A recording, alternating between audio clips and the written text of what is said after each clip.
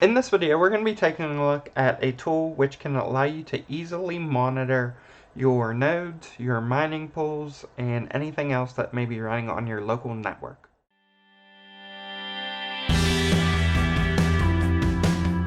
Heimdall is an open source Docker container that is essentially a dashboard for pretty much anything you want to use it for.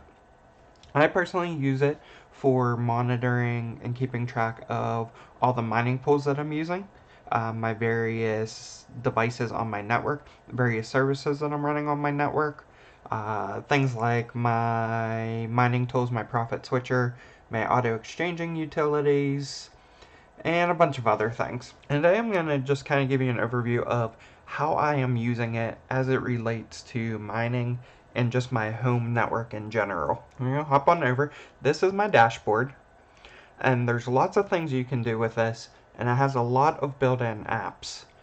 So just at a quick glance, you can see I'm running a Plex server, we got a transmission server.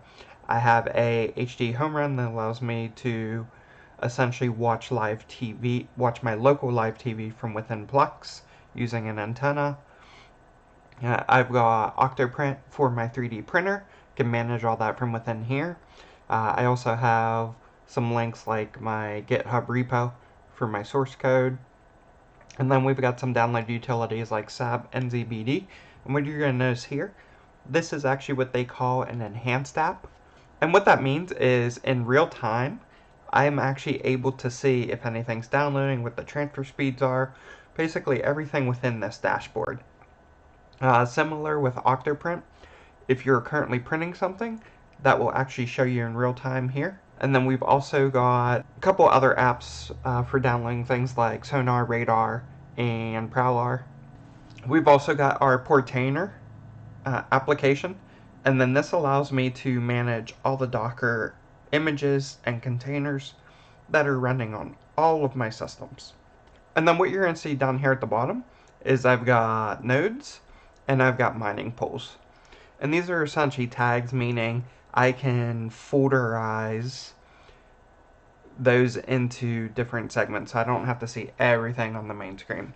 So if we jump into nodes, here you're going to see I've got my Mysterium node, my pre-search node, my storage nodes, my hosted mining tools, also my local mining tools, the SC Prime stats, Honeygain, my Flux node, and then also the Flux node stats that runs on the blockchain. This is the Parallel Asset Overview Flux app.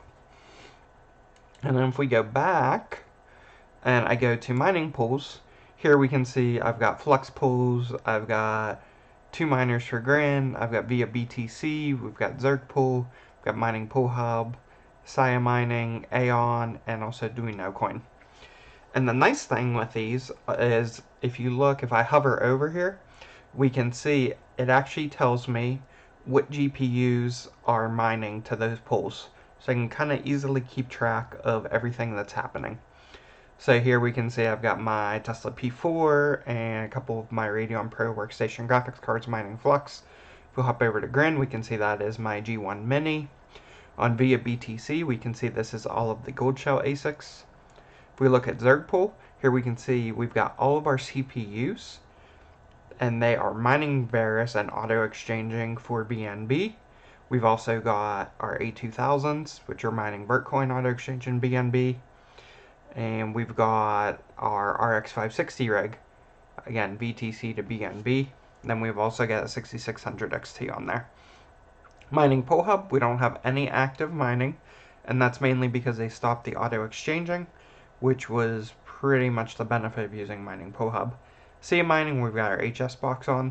Aeon, we have our FPGA on Hashvault, mining Aeon. And Duino Coin is, of course, our Duino miners. So if we head back to the main dashboard, I'll just run over some of these items real quick. Is if I click on this first one, this allows us to drag and drop them to wherever we want them to be. This allows us to just kind of view everything. We can also have user management, so you can require logins for this if you want to isolate certain users. And then if we click this, this is actually where we can manage all of our applications.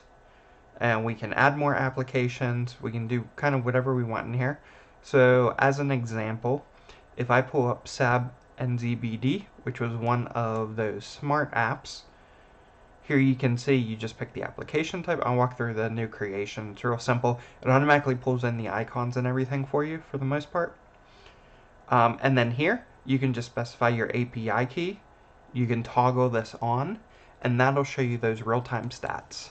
And then something like Mysterium node, if we take a look at this one, obviously this is not a native one, but we're able to pull that in. So just as an example, let's hop on over. Let's just say we wanted to create a new one for Mysterium. I'm actually going to just copy the Mysterium URL, because that's all we're really going to need. And we're going to do add. And here you can specify application type. These are all their predefined applications. And if we take a look here, we're going to notice Mysterium's not in here, which is perfectly fine. Another thing that you could do something like HiveOS, which we'll do as an example as well. So when those aren't in there, we're going to go website, and here you're going to paste the website. So you're just going to paste it, you're going to hit go, and it's going to go out and it's going to try to find the icon. If it can't find the icon, you can always upload one yourself. Alright, and then here you'll want to specify the URL. You can give it a color scheme on what you kind of want that background color to be, whatever you want it to be named, and then you can give it tags. Those tags is what drives the folder structure, right? So you can create whatever tags you want. You can see I have a home dashboard. This is everything that's going to show on that main screen. Mining pools, which is anything that's going to show on the mining pools screen, and nodes is anything that's going to show on the node screen. So for the example of this, I'm just going to do nodes, and you can choose to do home and nodes, but for me, I'm just going to show it in nodes. And let's do HiveOS as an example. So I'm just going to hop on over to my specific farm in Hive. I'm going to copy that, and I'm going to paste that in here. Hit go, and here you can see it did not pull in an icon. So what we can actually do is we can head on over, and on most sites you can right click up here, do copy image address, or open image in new tab. And this will actually give you that HiveOS logo if you want. In this scenario, it contains the full text as well, which we really don't want the full text. So if we hop back over here, we really just want that icon. So I'll just go over to images.google.com and I'll just type in HiveOS logo. And ideally we want something with a transparent background, but it doesn't necessarily need to be that. Here's the perfect one. So this is from the Google Play Store. And just right click, save image as. We're going to go ahead and download this thing as a HiveOS logo. Hop back over to Heimdall, and then here we can say upload an icon. We're going to go to our downloads folder. We're going to select that HiveOS logo, and here you can see this is what it's going to look like.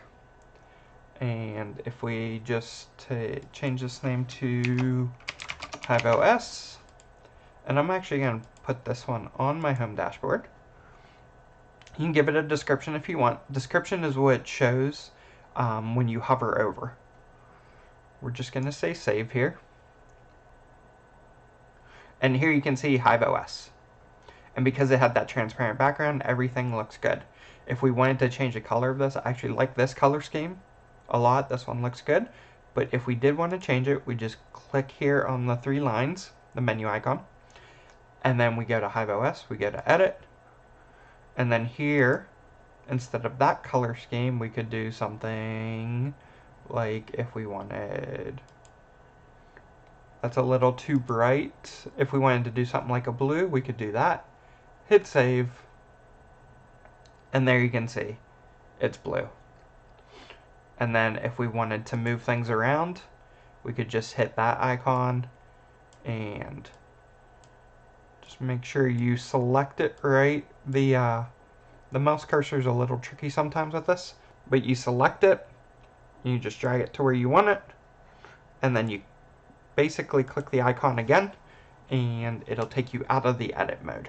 And now if we ever want to go to HiveOS, click HiveOS, and there you go, it's going to open it in a new tab. And if we weren't logged in, it would just ask us to log in.